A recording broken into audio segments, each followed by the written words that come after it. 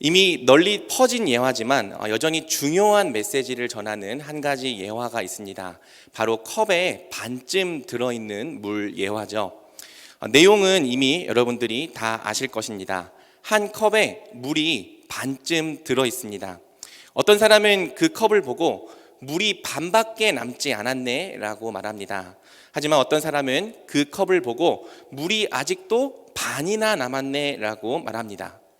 분명 같은 대상을 보는데 보는 것이 서로 다릅니다. 어떤 사람은 이미 없어진 것을 보는 반면 어떤 사람은 아직 남아있는 것을 봅니다.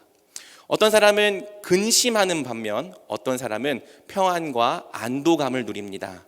어떤 사람은 절망을 느끼는 반면 어떤 사람은 소망을 발견합니다.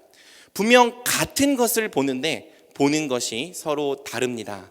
같은 대상을 어떻게 보느냐에 따라서 완전히 다른 반응이 나타납니다. 이 예화가 우리에게 가르쳐 주는 것이 무엇입니까? 이 예화는 어떤 객관적인 사실도 물론 중요하지만 그 사실을 바라보는 우리의 눈 역시 너무나도 중요하다는 사실을 우리에게 가르쳐 주는 것이죠. 우리 예수님도 어떻게 보느냐가 우리에게 매우 중요한 문제라고 말씀하셨습니다. 누가복음 11장 34절, 내 몸의 등불은 눈이라. 내 눈이 성하면 온몸이 밝을 것이요 만일 나쁘면 내 몸도 어두우리라. 만약 우리 눈이 밝다면 우리의 온 몸이 밝을 것입니다. 하지만 우리 눈이 어둡다면 우리의 온 몸이 어두울 것입니다. 이처럼 무엇을 어떻게 보느냐의 문제는 단지 관점의 차이가 아닙니다. 때때로 이는 우리 인생 전체를 결정짓는 매우 중요한 문제가 되기도 하는 것이죠. 왜요? 사람은 자신이 보는 대로 살기 때문입니다. 그래서 보는 자는 생명을 향해 달려갈지라도 보지 못하는 자는 사망을 향해 달려가게 되는 거죠.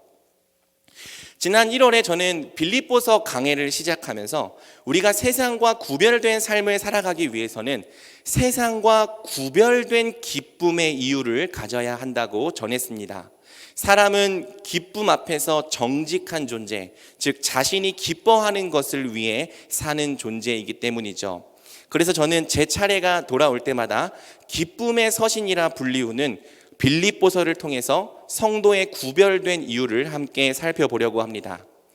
저는 먼저 1장 앞본문을 통해서 성도는 그리스도의 심장으로 기뻐한다는 말씀을 전했습니다. 한 영혼 안에 착한 일을 시작하셔서 그리스도 예수의 날까지 완성하시는 것이 바로 한 영혼을 향한 우리 아버지의 마음입니다. 또 한 영혼이 구원받는 기쁨을 위해서 십자가의 수치를 참으신 것이 바로 우리 예수 그리스도의 심장이죠. 따라서 그리스도와 연합되고 그리스도 안에서 새 마음을 갖게 된 우리는 이제 그리스도의 심장으로 기뻐하게 됩니다. 그리스도와 같은 이유로 기뻐하게 됩니다. 한 영혼이 구원받고 한 영혼이 복음 위에 서며 한 영혼이 의의 열매를 맺고 한 영혼이 복음의 동역자로 서게 되는 것을 기뻐하게 됩니다.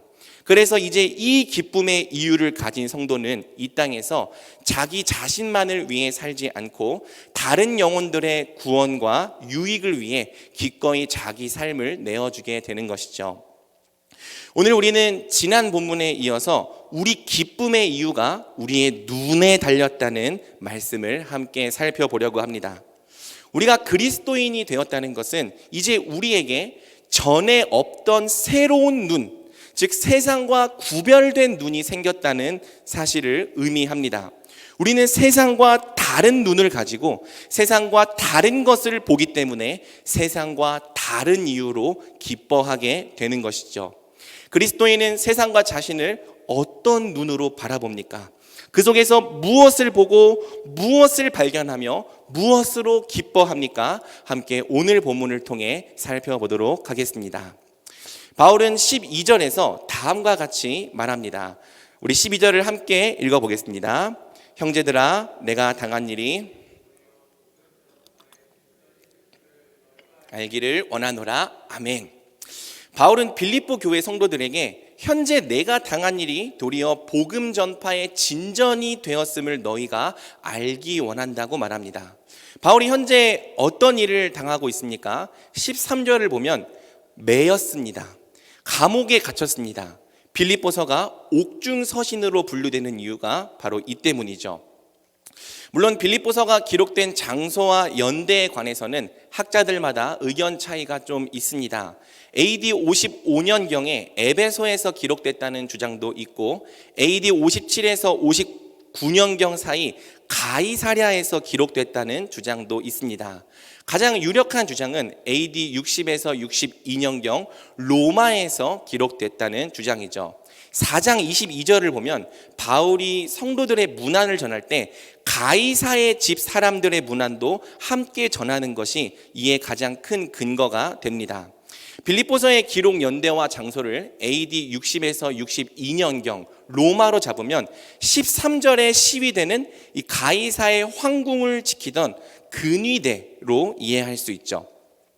바울은 자기가 로마 감옥에 갇혀 있는 이 일이 도리어 복음 전파의 진전이 된 줄을 너희가 알기 원한다고 말합니다. 내가 감옥에 갇혀 있는 이 상황 때문에 너희가 근심하지 마라. 낙심하거나 좌절하지도 마라. 도리어 내가 감옥에 갇힌 것이 복음 전파의 진전이 되었음을 깨달아라. 나는 너희가 이 일을 이러한 시각으로 보기 원한다. 바울은 지금 이렇게 말하고 있는 거죠. 왜 바울이 이 일을 그런 시각으로 봐야 한다고 말합니까? 바울이 계속 설명해 나갑니다. 13절. 이러므로 나의 매임이 그리스도 안에서 모든 시위대 안과 그 밖의 모든 사람에게 나타났으니, 바울은 자신의 매임이 어떤 죄 때문이 아니라 그리스도를 위한 것임이 모든 사람에게 밝히 드러났다고 말합니다. 심지어 자기를 지키고 감시하는 시위대조차도 바울이 어떤 죄 때문이 아니라 그리스도를 위해 갇혔다는 사실을 다 알 정도라는 거죠. 이에 따라 14절, 형제 중 다수가 더 담대히 복음을 전하는 일이 벌어졌습니다. 형제 중 다수가 나의 매임으로 말미암아 주 안에서 신뢰함으로 겁없이 하나님의 말씀을 더욱 담대히 전하게 되었느니라. 아멘. 우리 생각으로는 바울이 복음을 전하다 감옥에 갇혔으니 이제 복음 전파가 움츠러들어야 할 것 같습니다. 하지만 실제로는 정반대의 일이 일어났습니다. 바울이 복음 때문에 매이자 형제 중 다수가 더욱 겁없이 하나님의 말씀을 전파하게 된 거죠. 아이러니하게도 우리 기독교는 항상 그랬습니다. 고난을 당할수록 더 순수해지고 핍박을 당할수록 더 수가 늘어났습니다. 또 혹여나 누군가 복음 때문에 매임을 당한다면 지금까지는 숨어있던 자들도 갑자기 용기를 얻어 자신의 믿음과 신앙을 전파했습니다. 또 누군가 순교라도 당한다면 물론 움츠러들고 숨기도 하지만 더 담대한 마음으로 일어나서 기꺼이 순교의 자리로 나아가는 사람들이 계속 나타났던 거죠. 도대체 왜 이런 일이 벌어졌을까요? 그 이유는 딱 하나밖에 없습니다. 바로 우리가 믿는 복음이 진리이기 때문이죠. 우리는 복음을 진리로 믿는 믿음을 선물 받았기 때문입니다. 그래서 여러분, 세상의 시선과 핍박에 대한 두려움 때문에 평소에는 움츠려 있고 숨어 있다가도 누군가 복음 때문에 고난을 당하게 되면 우리의 마음이 불타는 거예요. 세상이 두려워서 지금까지 진리를 숨겨왔던 자기 모습을 부끄러워하게 되는 거예요. 그리고 내가 보고 듣고 만난 예수님을 증거하지 않으면 내게 화가 있으리라 선포하며 더욱 겁없이 담대하게 복음을 전파하게 되는 거죠. 바울은 비록 자신은 감옥에 갇혔을지라도 자신의 매임으로 인해 그리스도가 더 힘있게 전파되는 모습을 보았습니다. 그 일이 바울에게 큰 기쁨과 위로와 격려가 되었죠. 그래서 바울이 말합니다. 형제들아, 내가 당한 일이 도리어 복음 전파의 진전이 된 줄을 너희가 알기를 원하노라. 한편 15절에서 17절은요, 바울의 매임 때문에 복음 전파가 진전된 것이 꼭 긍정적인 동기에 의해서만은 아니었다는 사실을 우리에게 보여줍니다. 우리 15절 함께 읽어보겠습니다. 어떤 이들은 투기와 분쟁으로, 어떤 이들은 착한 뜻으로 그리스도를 전파하니. 바울은 자기의 매임 이후 어떤 이들은 투기와 분쟁으로, 어떤 이들은 착한 뜻으로 그리스도를 전파했다고 말합니다. 분명 바울이 매인 이후에 선한 뜻으로 그리스도를 더 담대히 전파하게 된 사람들이 많았습니다. 그들은 16절 말씀처럼 바울이 복음을 변증하기 위하여 세우심 받은 줄을 알고 사랑의 동기에서 복음을 전파했죠. 하지만 여러분, 15절에 의하면 바울은 투기, 즉 시기하고 질투하는 마음에서, 또 분쟁, 바울을 적대하는 마음에서 그리스도를 전파하는 사람들이 있었다고 말합니다. 17절은요, 그들의 동기를 다음과 같이 설명하죠. 그들은 나의 매임에 괴로움을 더하게 할 줄로 생각하여 순수하지 못하게 다툼으로 그리스도를 전파하느니라. 이 말씀을 세번역 성경은 좀 더 이해하기 쉽게 번역해 줍니다. 시기하고 다투면서 하는 사람들은 경쟁심으로, 곧 불순한 동기에서 그리스도를 전합니다. 그들은 나의 감옥 생활에 괴로움을 더하게 하려는 생각을 품고 있습니다. 여러분, 이들의 정체가 뭐였는지 정확히 알기는 어렵습니다. 하지만 이들은 아마 거짓 교훈을 가르치는 거짓 교사들은 아니었을 것입니다. 바울은 그 어떠한 경우에도 거짓 교훈을 용납한 적은 없기 때문이죠. 그러면 그들이 누굽니까? 이들은 아마 14절의 표현처럼 같은 믿음을 고백하는 형제 중 일부였을 것입니다. 다만 그들은 바울의 명성과 영향력을 시기하고 있던 사람들이죠. 바울을 시기하던 그들에게 바울이 감옥에 갇힌 것은 자신들의 입지와 영향력을 다질 수 있는 좋은 기회였습니다.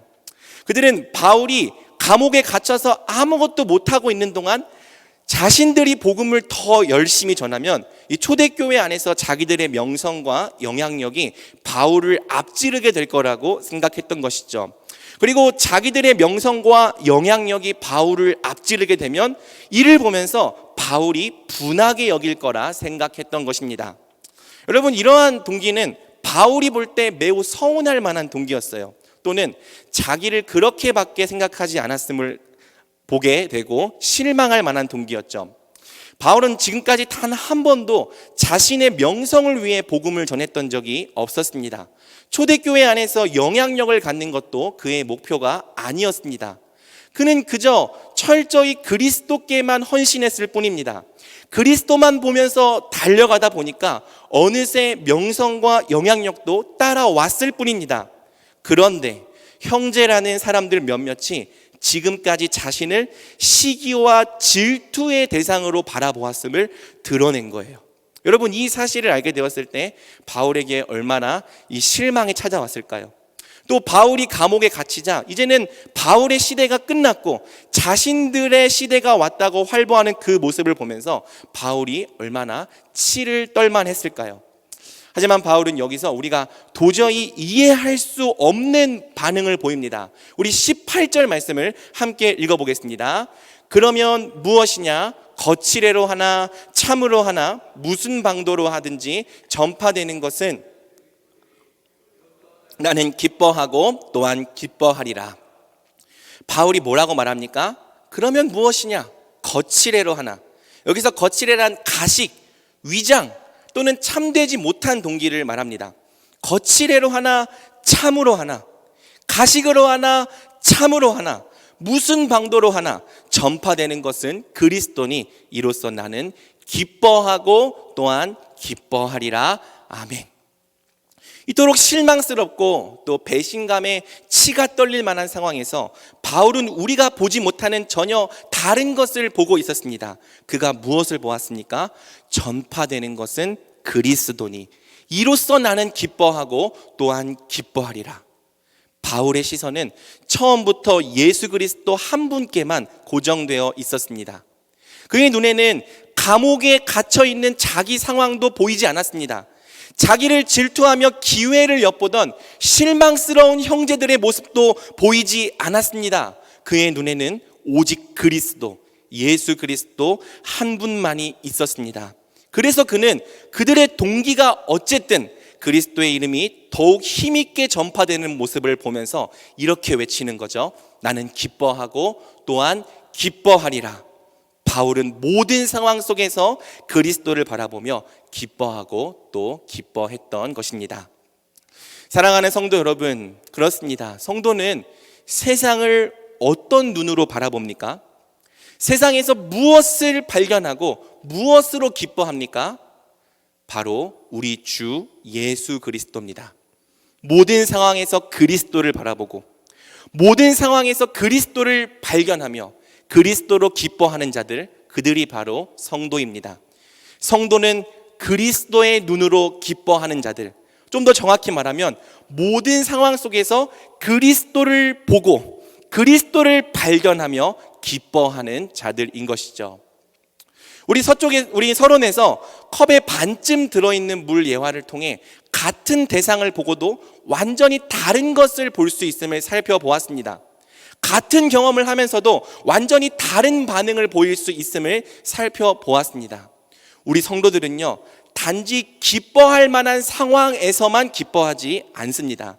도리어 우리는 세상이 전혀 기뻐할 수 없다고 말하는 절망스러운 상황 속에서도 세상과 다른 것을 보고 세상과 다른 이유로 기뻐할 수 있는 거죠.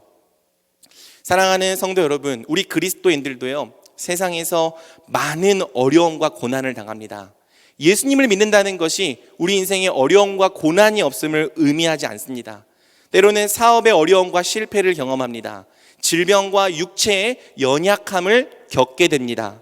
또 바울처럼 이 믿는 사람들에게 배신을 당하고 발등을 찍히는 경우도 있습니다. 치를 떨만한 일들이 우리에게 일어납니다. 상황만 보면 기뻐하지 못할 만한 상황이 우리에게 너무나도 많습니다. 하지만 사랑하는 여러분, 그러한 상황 속에서도 우리는 누구를 봅니까? 바로 그리스도를 봅니다. 우리가 겪는 이 고통이 그리스도 안에서 어떤 의미가 있는지를 깊이 고민합니다. 그리고 고민 끝에 그럼에도 불구하고 우리가 기뻐할 수 있는 이유를 끝끝내 그리스도 안에서 발견해냅니다. 그래서 우리가 성도입니다. 사랑하는 성도 여러분, 분명 고난은 힘들고 어려웠지만 이 고난이 나로 하여금 그리스도를 더욱 가까이 하게 했습니다. 내가 그리스도 없이는 결코 홀로 설 수 없는 존재임을 깨닫게 했습니다. 그래서 날마다 그리스도를 더 가까이 하는 계기가 되었습니다. 이 고난이, 이 슬픔이, 이 실망이, 이 분노가, 이 배신감이 나를 기도의 자리로 떠밀었고, 이 고난이 나를 말씀의 자리로 떠밀었습니다. 정말 일생일대의 간절한 마음으로 그리스도를 찾게 했습니다. 그러던 중에 전에는 한 번도 알지 못했던 그리스도의 위로를 알게 되었습니다. 세상이 줄 수도 없고 알 수도 없는 그리스도의 평안이 무엇인지를 깨닫게 되었습니다. 경험하게 되면서, 깨닫게 되면서 그리스도를 더욱 신뢰하게 되었고 그분 말씀에 더욱 순종하는 법을 알았습니다. 날마다 그리스도와 함께 동행하는 법을 배웠습니다. 그래서 여러분, 우리도 마침내 시편 기자와 같이 이런 고백을 하게 되는 거죠. 시편 119편, 고난당하기 전에는 내가 그릇 행하였더니 이제는 주의 말씀을 지키나이다. 고난당한 것이 내게 유익이라. 이로 말미암아 내가 주의 율례들을 배우게 되었나이다. 여러분, 비록 우리가 겪는 그 일들 자체는요, 정말 절망스럽고 정말 화가 날 만하고 정말 치를 떨 만하고 어렵고 힘겨웠지만 우리는 그 속에서도 그리스도가 드러나고 계시고 그리스도가 계심을 보는 거예요. 그래서 우리는 그리스도로 말미암아 여전히 우리가 기뻐할 수 있는 이유가 무엇인지 끝끝내 발견해내는 것이죠. 그런가 하면 어떤 사람들은요, 자신이 당하는 고난의 의미를 아예 새롭게 해석해내기도 합니다. 예를 들어 바울은 자신이 당하는 고난을 그리스도의 남은 고난으로 이해했죠. 골로새서 나는 이제 너희를 위하여 받는 괴로움을 기뻐하고 그리스도의 남은 고난을 그의 몸된 교회를 위하여 내 육체에 채우노라. 또 여러분, 바울은 그리스도의 고난에 참여함이 예수님의 부활의 비밀을 깨닫게 되는 길이라고 믿었습니다. 빌립보서 내가 그리스도와 그 부활의 권능과 그 고난에 참여함을 알고자 하여 그의 죽으심을 본받아 어떻게 해서든지 죽은 자 가운데서 부활에 이르려 하노니. 여러분, 베드로는요, 역시 그리스도 고난에 참여함이 그분의 영광에도 함께 참여하는 길이라 믿으며 기뻐했죠. 베드로전서입니다. 오히려 너희가 그리스도의 고난에 참여하는 것으로 즐거워하라. 이는 그의 영광을 나타내실 때에 너희로 즐거워하고 기뻐하게 하려 함이라. 이런 사람들은요, 고난 속에서 그리스도를 보는 그 정도가 아닙니다. 이런 사람들은요, 아예 고난의 의미 자체를 그리스도 안에서 새롭게 해석해낸 사람들이에요. 우리가 어떤 상황에 처했든지 그것을 그리스도 중심적으로 새롭게 이해하고 그 의미를 새롭게 해석해낸다면 우리는 여전히 그리스도로 말미암아 기뻐할 수 있는 거죠. 또 사랑하는 성도 여러분, 우리는 단지 개인을 넘어서 교회가 처한 상황도 새로운 눈으로 볼 수 있습니다. 오늘날 많은 사람들이 한국 교회가 위기에 처했다고 말합니다. 목회자의 부도덕함과 범죄 또는 세습 문제, 이런 문제는요, 이미 오래된 문제죠. 교회들마다 청년들이 떠나가고 있습니다. 주일학교가 문을 닫고 있습니다. 침체된 분위기를 바꿔보려고 어떻게든 최선을 다하지만 과거에 영광스러웠던 때에 비하면 아직도 턱없이 부족한 실정입니다. 게다가 엎친 데 덮친 격으로 코로나 이 범유행 사태는 많은 교회가 문을 닫게 하고 많은 교회가 축소되게 만드는 치명타가 되어버렸습니다. 그렇다면 여러분, 지금 우리의 교회들은 후퇴하고 있는 것입니까? 하나님 나라가 세상에 패배하고 있는 것입니까? 그렇지 않습니다. 분명 눈에 보이는 현상과 숫자만 보면 그렇게 보일지도 모릅니다. 하지만 우리는 이 상황에서 다른 것을 봐야 합니다. 지금도 그리스도께서 어떻게 전파되고 계시는지, 지금도 그리스도께서 우리 교회를 통해 어떻게 영광을 받으시며 어떻게 승리하고 계시는지 바로 그것을 봐야 하는 겁니다. 사랑하는 성도 여러분, 정말 감사하게도요, 코로나 범유행 사태를 겪는 동안 우리 교회들은 많은 반성을 하게 되었습니다. 지금까지 해왔던 사역의 방향과 본질을 점검해 보게 되었습니다. 어디서부터 잘못 행해왔는지, 어디서부터 돌이켜야 하고 어디서부터 다시 일으켜 나가야 할지를 정말 진지하게 말씀 앞에서 고민하게 되었습니다. 특별히 코로나 사태는 교회가 단지 몸집만 키우려 하기보다는 한 사람 한 사람을 제자로 세워내야 할 중요성을 다시 한번 일깨워 주었습니다. 또 단기간에 빠르게 즉각적인 결과를 내는 사역보다 성도들을 본질과 말씀 위에 굳게 세우는 사역의 중요성을 일깨워 줬습니다. 그리고 여러분, 특히 코로나는 교회의 본질을 다시 점검해 보게 하는 계기가 되었습니다. 바이러스 때문에 우리가 모이지 못하고 온라인으로 예배를 드리면서 우리는 고민해야 했습니다. 교회란 무엇인가? 모이지 못할 때도 교회는 교회인가? 교회의 진짜 본질이 무엇이며 교회로 부르심 받은 우리는 어떻게 살아야 하는가 진지하게 물어보게 되었습니다. 그리고 이런 질문들 앞에서 나름대로 성경적인 답변을 제시하면서 새롭게 일어나는 교회들, 새로워지는 교회들, 개혁하는 교회들이 많아지게 되었죠. 이처럼 세상의 눈으로 보는 것과 달리 우리 그리스도는 여전히 승리하고 계십니다. 모든 상황 속에서 영광을 받고 계십니다. 우리가 고난을 받고 때로는 망하는 것처럼 느껴지는 시간에도 그리스도는 여전히 우리를 통해 존귀하게 되시고 있습니다. 그리스도가 여전히 우리를 통해 드러나고 계십니다. 우리가 패배하는 것처럼 느껴지는 시간에도 그리스도는 교회를 승리로 이끌어가고 계십니다. 우리가 넘어지는 것처럼 느껴지는 시간에도 그리스도가 영광을 받고 계십니다.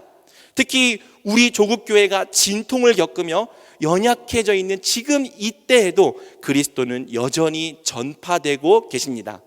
이 시간을 통해 우리 교회를 새롭게 하고 계시고 정금과 같이 단련하고 계십니다. 우리가 눈으로 보기에는 어떠하든지 하나님 나라는 여전히 사탄의 나라를 짓밟으며 힘차게 전진하고 있습니다. 그러니 사랑하는 성도 여러분, 우리가 지금도 살아 역사하시며 승리하시는 예수님을 본다면 뭐라고 고백해야 하겠습니까? 그러면 무엇이냐? 전파되는 것은 그리스도니 이로써 나는 기뻐하고 또한 기뻐하리라. 모든 상황에서 그리스도를 보는 눈은 이처럼 우리의 상황이 어떠하든지 우리로 하여금 기뻐하고 또한 기뻐하게 하는 것이죠. 그런가 하면 둘째, 바울은 이제 19절부터 자기 자신의 존재 의미와 가치를 바라보는 아주 새롭고도 낯선 관점을 우리에게 가르쳐 줍니다. 우리가 이 19절 이하의 말씀은 개역개정 성경이 물론 아주 좋은 성경이지만 이 개역개정의 문장을 가지고는 문맥을 이야기가 좀 어렵습니다. 그래서 19절부터 21절까지만 우리말 성경을 좀 참고하며 읽어보겠습니다. 먼저 19절 우리말 성경으로 읽어보겠습니다. 시작. 나는 여러분의 간구와 예수 그리스도의 영의 도우심으로 내가 풀려나리라는 것을 알고 있습니다. 바울은 내가 비록 매였지만 여러분의 간구와 성령의 도우심으로 풀려나게 될 것이라고 말합니다. 이처럼 나는 너희 기도와 성령의 도우심으로 풀려나게 될 거다. 그러니 나 때문에 너무 염려하지 말아라 라는 메시지가 19절에서 26절의 중심 메시지입니다.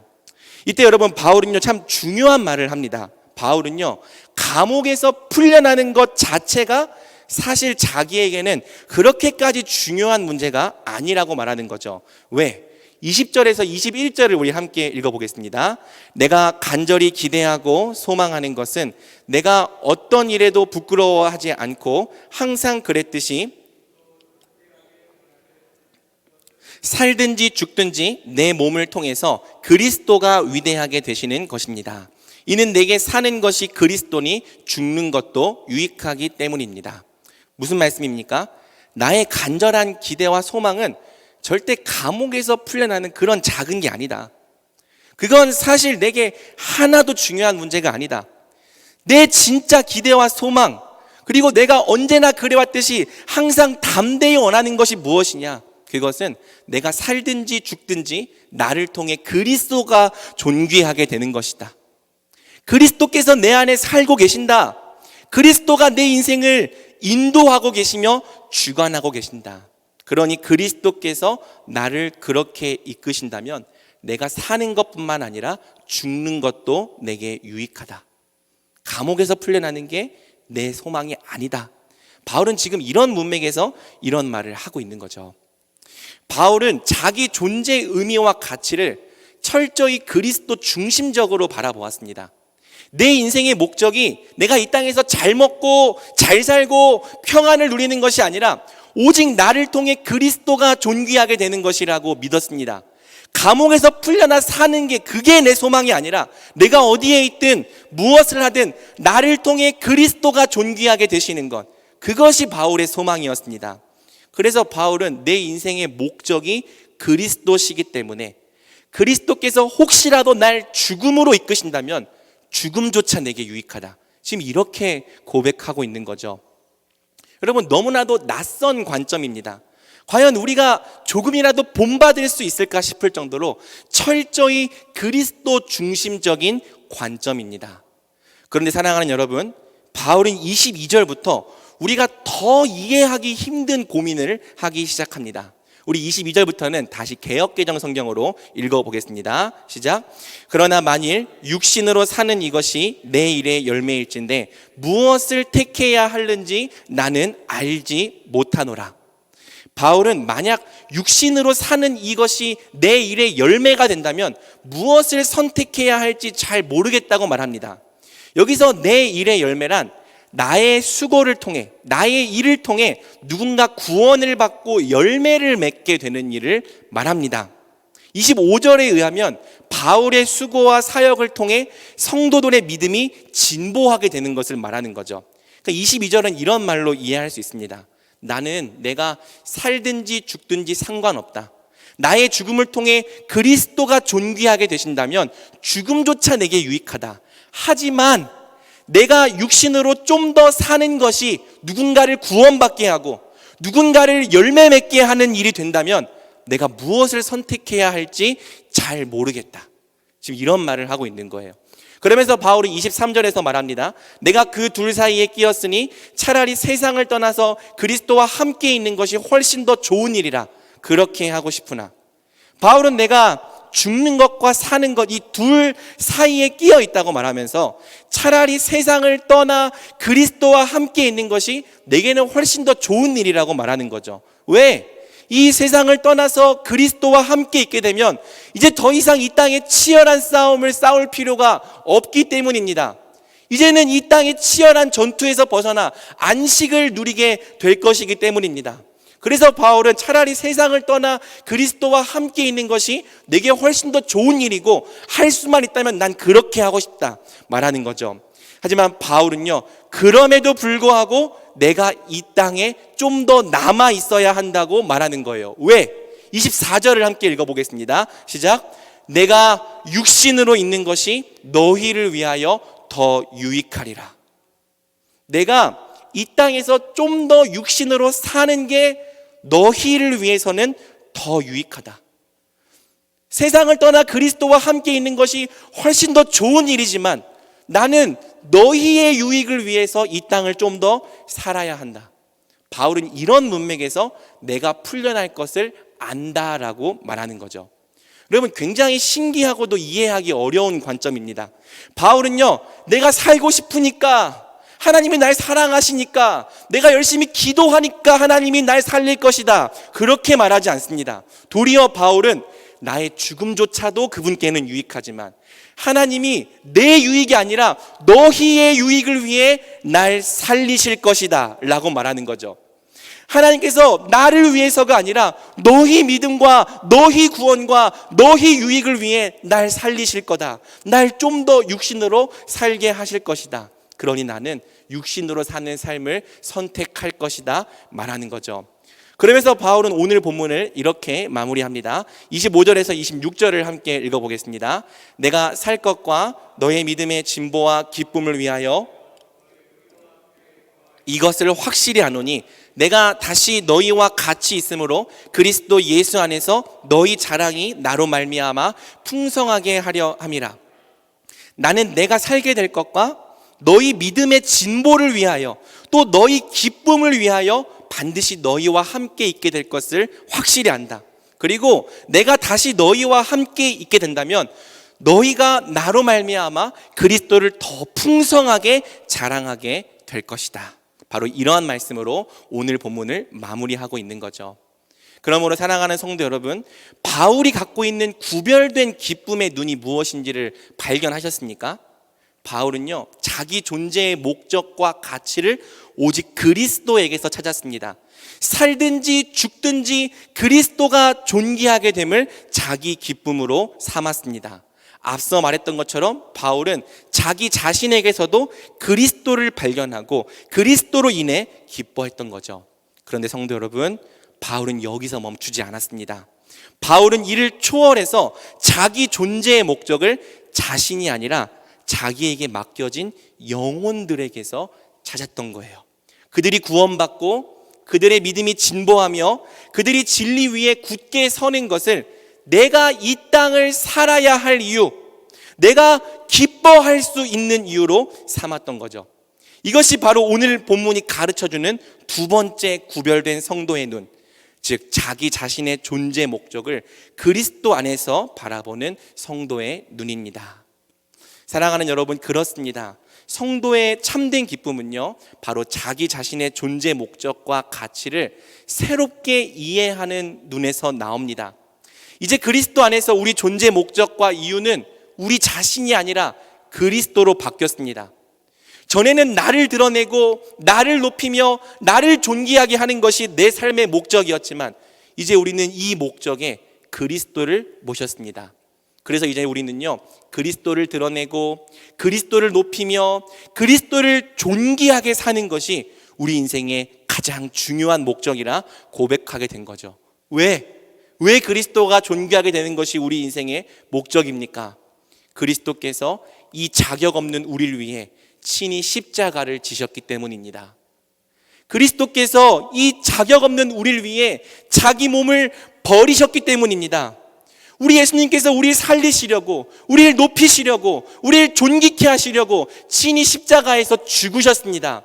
그래서 이 십자가 사랑을 아는 사람은요, 그 사랑이 너무나도 감사해서 평생도록 그리스도만 높이고 그리스도만 존귀케 하는 삶을 살아가는 거예요.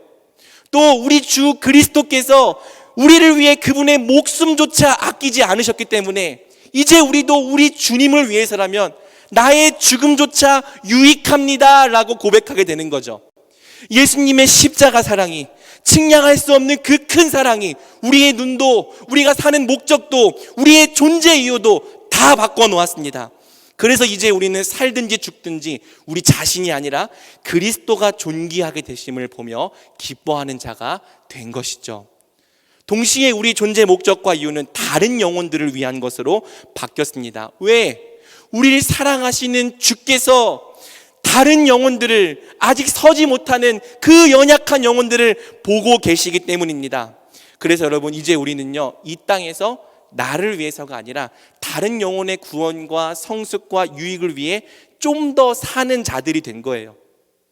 이제 우리 성도들은요, 이 땅의 삶이 아쉬워서 이 땅을 더 사는 게 아닙니다.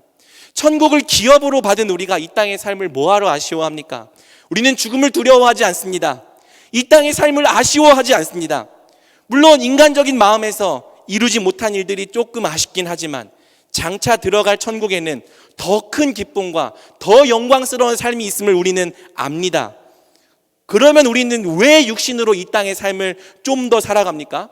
왜 당장 천국으로 가서 예수님과 함께 있지 않고 이 땅에서 치열한 삶을 좀 더 살아야 합니까? 바로 우리 주께서 죽기까지 사랑하신 다른 영혼들이 아직 남아있기 때문이에요.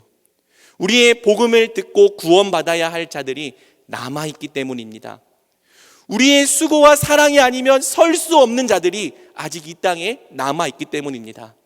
그래서요, 우린 우리 자신을 위해서가 아니라 남은 영혼들을 위해 이 땅을 좀 더 덤으로 얻은 그 인생을 좀 더 사는 거예요. 우리가 없으면 아직 스스로 서지 못하는 그들을 위해, 우리가 없으면 아직 좌우를 분간하지 못하는 그들을 위해, 우리가 없으면 복음을 들을 기회조차 얻지 못할 그들을 위해 우리가 이 땅에 남은 삶을 좀 더 사는 겁니다.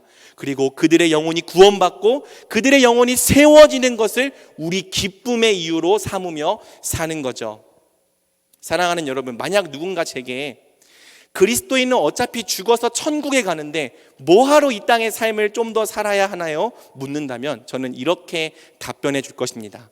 나는 아직 네가 하나님을 모르기 때문에 세상을 떠날 수가 없다. 네가 하나님을 알아야 해서 내가 이 땅을 좀 더 살아야 한다. 사랑하는 여러분, 그리스도 안에서 이미 구원받은 우리가 이 땅을 왜 더 살아야 합니까? 이 땅에 미련이 남아서가 아닙니다. 아직 누려보지 못한 일들이 너무 아쉬워서가 아닙니다. 우린 우리를 통해 그리스도를 알고 우리를 통해 열매 맺어야 할 자들을 위하여 이 땅에 남은 삶을 좀 더 사는 것입니다. 사랑하는 여러분, 제게는요, 아직 예수님을 모르는 부모님이 있습니다. 또 제가 책임지고 예수님을 알려줘야 할 새 자녀도 있습니다. 제 아내에게도 믿지 않는 가족들과 친척이 있습니다. 저와 제 아내가 아니면 복음을 들을 기회가 없는 가족들이, 또 저와 제 아내가 아니면 스스로 설 수 없는 어린 자녀들이 저희에게 있습니다. 그래서 저희 부부는 이 땅에 남은 삶을 좀 더 살아야 한다고 믿습니다. 생각날 때마다 우리 가족들의 구원을 위해 기도합니다. 뿐만 아니라 제게는 100명이 넘는 우리 대전중앙교회 청년들도 맡겨졌습니다. 물론 청년들은 제가 아니어도 어디선가 복음을 들을 길이 있겠지만 하나님은 지금 이때 다른 사람이 아니라 저에게 그 일을 맡기셨습니다. 그래서 저는 저를 위해서가 아니라 우리 청년들을 위해 이 땅의 삶을 좀 더 살아야 한다고 믿습니다. 또 청년들을 넘어서 앞으로 저에게 맡기실 교회의 많은 영혼들을 위해서 이 땅의 삶을 좀 더 살아야 한다고, 신실하게 완주해야 한다고 믿습니다. 이는 우리 성도님들도 마찬가지입니다. 여러분이 아니면 복음을 들을 길이 없는 사람들이 아직 여러분 곁에 있습니다. 여러분이 아니면 아직 스스로 설 수 없는 연약한 자들이 여러분 곁에 많이 남아 있습니다. 여러분이 아니면 성장할 수 없는 영혼들이, 여러분이 잡아주지 않으면 아직 좌우를 분간할 수 없는 어린 영혼들이 여러분 곁에 많습니다. 그래서 우리 예수님은 하루 빨리 우리와 함께 계시고 싶으시지만 다른 그 어린 영혼들을 위해 우리를 아직 이 땅에 남겨놓으셨습니다. 우리 자신을 위해서가 아니라 우리를 통해 구원받고 열매 맺을 영혼들을 위해 특별히 우리를 그분의 대사로 남겨놓으신 것입니다. 그러니 사랑하는 여러분, 이 사명을 다하기 전까지 우리는 이 땅을 떠날 수 없습니다. 이 사명을 다하기 전까지 우린 죽을 수도 없고 망할 수도 없습니다. 예수님은 우리가 이 사명을 다 완수해낼 때까지 필요한 모든 것을 다 공급하실 것입니다. 우리 자신이 아니라 우리가 살려야 할 많은 영혼들을 위해서 우리를 시험에서 건져내시고 끝까지 돌봐 주실 것입니다. 절대 망하게 내버려 두지 않으실 것입니다. 그러니 환난 중에도 담대하십시오. 사망을 두려워하지 마십시오. 아직 우리의 사명이 끝나지 않았습니다. 담대하게 우리 삶을 감당합시다. 고난과 시험에도 의연합시다. 그리고 할 수 있는 대로 우리가 사랑해야 할 영혼들을 사랑합시다. 이것이 바로 이 땅을 사는 우리를 향한 하나님의 뜻인 줄 굳게 믿습니다. 말씀 맺겠습니다. 사랑하는 성도 여러분, 모든 상황에서 그리스도를 바라보고 모든 상황에서 그리스도를 발견합시다. 우리의 상황과 관계없이 여전히 승리하고 계시고 여전히 높임받고 계신 그리스도로 말미암아 기뻐하고 또한 기뻐합시다. 또 시험과 환난이 닥쳐올지라도 절대 낙심하지 말고 주께서 맡겨주신 영혼들을 우리 기쁨의 이유로 삼으며 사명을 다합시다. 이 사명을 다할 때까지 주께서 우리 인생을 끝까지 돌보실 줄 확신합시다. 우리 대전중앙의 모든 성도님들이 바로 이 말씀과 같이 그리스도의 눈으로 항상 기뻐하는 자들이 되길 우리 주님의 이름으로 간절히 축복합니다. 아멘. 우리 이 시간 함께 들은 말씀 붙잡고 모든 상황 속에서 찬양하며 또 기도로 나아가겠습니다.